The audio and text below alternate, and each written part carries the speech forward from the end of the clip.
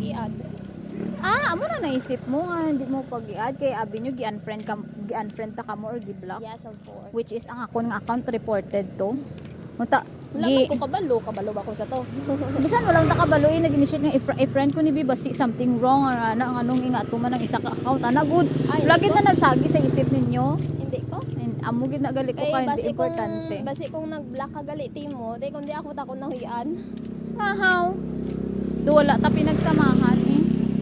Ang ano ko sinakay kung ikaw gi-block ka sa isa ka tao, hindi na ka mamangkot nga kung anong natabo. Nga manabi nga mamangkot ka pa. Paano na block to? Anong nakabutang sa akon nga account? Hindi kay wala na add friend na mo. That means wala na ko sa friends list mo. It's either gi-block mo ko or gi-unfriend mo ko.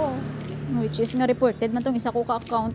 Wala man basta wala ni isa gid wala gid may nag-reach out sa akon sa to that time nga Lin, what happened to you? Bakit ganito ganyan yung account mo ganito ganyan? Wala gid. Bisan isa amo to sin ko di guro ko ni nila mo to nagdistansya gid ko tanan distansya ko bala sa dada kung di nila ko kung di nila ko pag-i-add then let them tapos tung nang add sila sa akon wala na akong gipang accept nga pang accept ko tanan ng mga piste na pero karon kay daw medyo na ayo-ayo naman akong utok ginapang accept ko naman ang iban gid. Hindi naman ko KJ kaayo pero I was been hurt kay syempre wala may nangita sa ako na wala ako na account wala gid may nangita bisan isa. Pangita ka daw sa snail. Oo, ngita daw.